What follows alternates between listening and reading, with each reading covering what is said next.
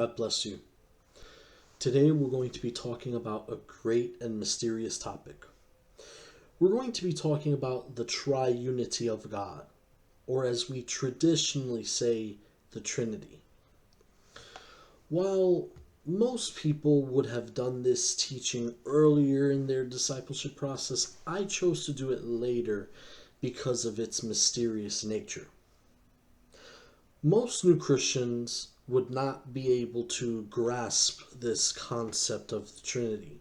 While there are many who could grasp it, there are some who might have a hard time understanding it.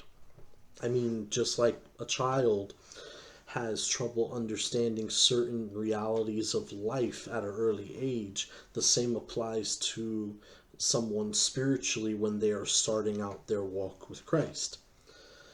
Therefore, I would rather they spend their time getting stronger in their relationship with Jesus than bring in more mysteries of the kingdom to them later on. The Trinity is complicated to understand, and I do not believe we are meant to fully understand it until we go to be with Jesus. It is a mystery that has existed for a long time. And I think this is beautiful because it reminds me that we will never figure God out completely. Yet, we still accept his nature by faith. But a lot of you are asking, what is the Trinity? I'm glad you asked. The Trinity is God in essence. And it is divided into three persons who are co-equal, co-all-powerful, co-all-knowing, co-eternal, and so on. But they serve different roles within what we call the Godhead.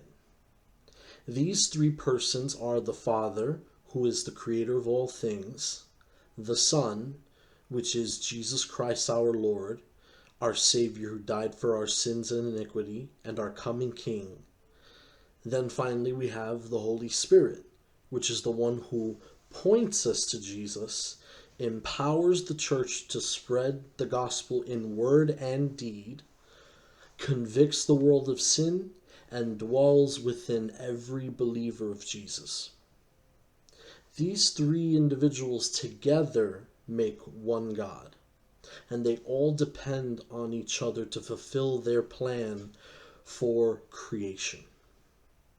While some might have a bigger role than the others do, this doesn't make any of their roles less important. For example, the Father's role is greater than the Son's role, yet the Father cannot fulfill his role without the Son fulfilling his role. Likewise, the Father and the Son cannot fulfill their roles together without the Holy Spirit. And so on. They all work together in perfect unity. And so now I just want to show you some scriptures to give you a scriptural foundation on the Trinity. This is not only to show you that God is one, that we worship one God, but then to show how Scripture hints in the Old Testament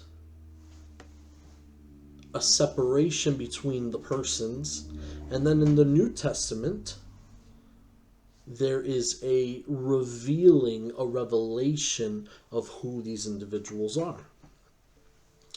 Deuteronomy chapter 6 verses 4 to 6 says, "Listen, Israel, Yahweh is our Elohim. Yahweh is the only God." Or in other translations, it says the Lord is one.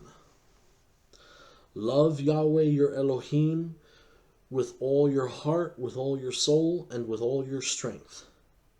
Take to heart these words that I give you today.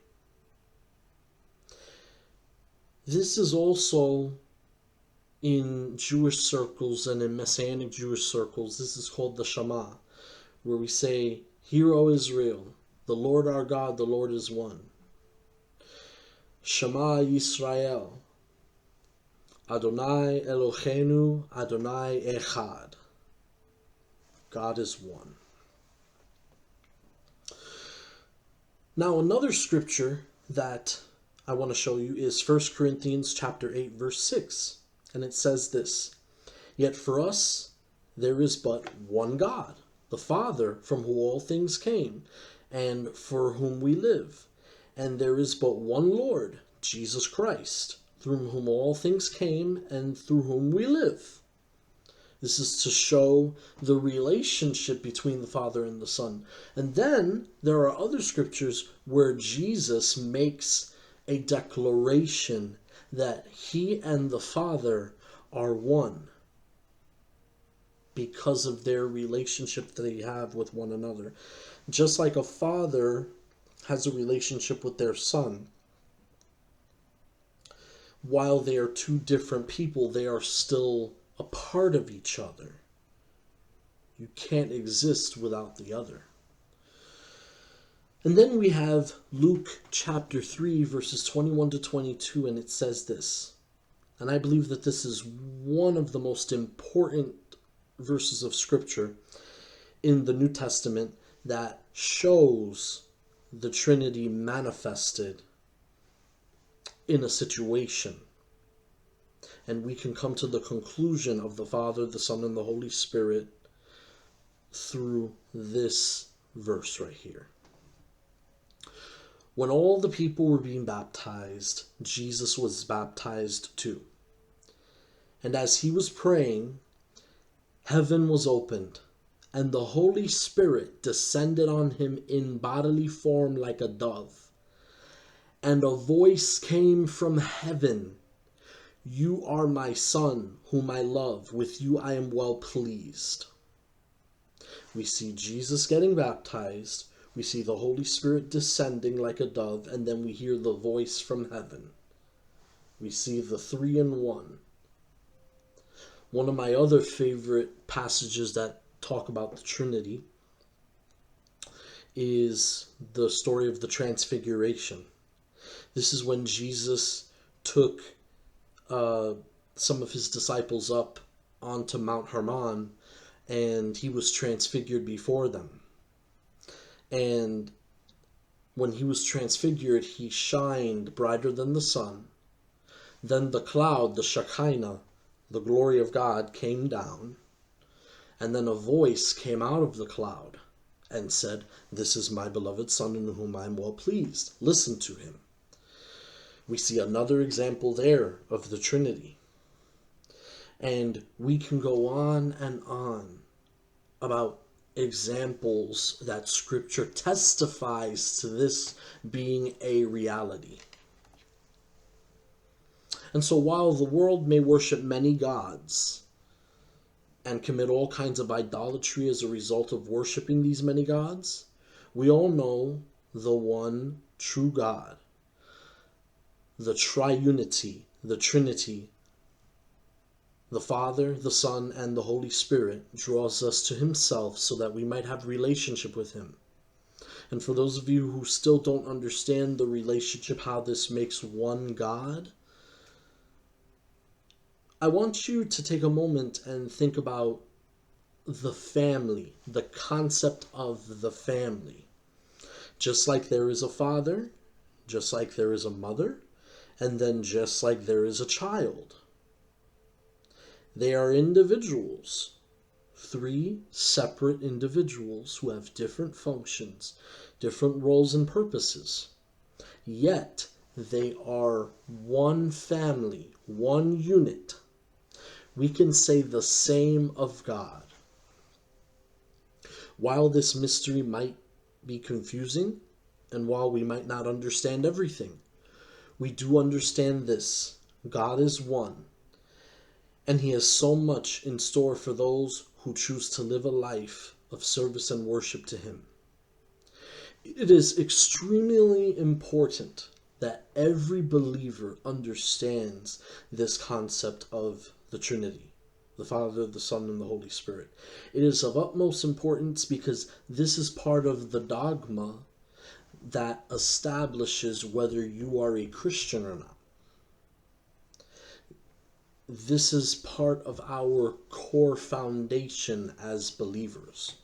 So if you don't understand this, if you don't understand that this is something we believe, this is something we practice, this is something we teach, this is something we look to have an experience with in our reading of the Word, our prayer, our worship and devotion, then if you don't understand this is a part of it, a huge, huge part of it, then you're missing a huge chunk of the pie. A huge chunk of the pie.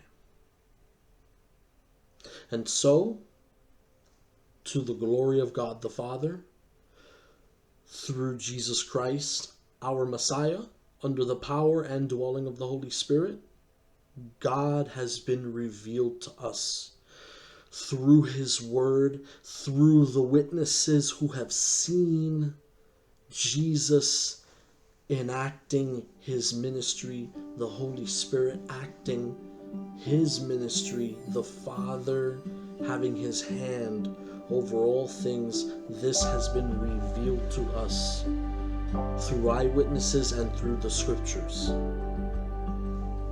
Treasure this.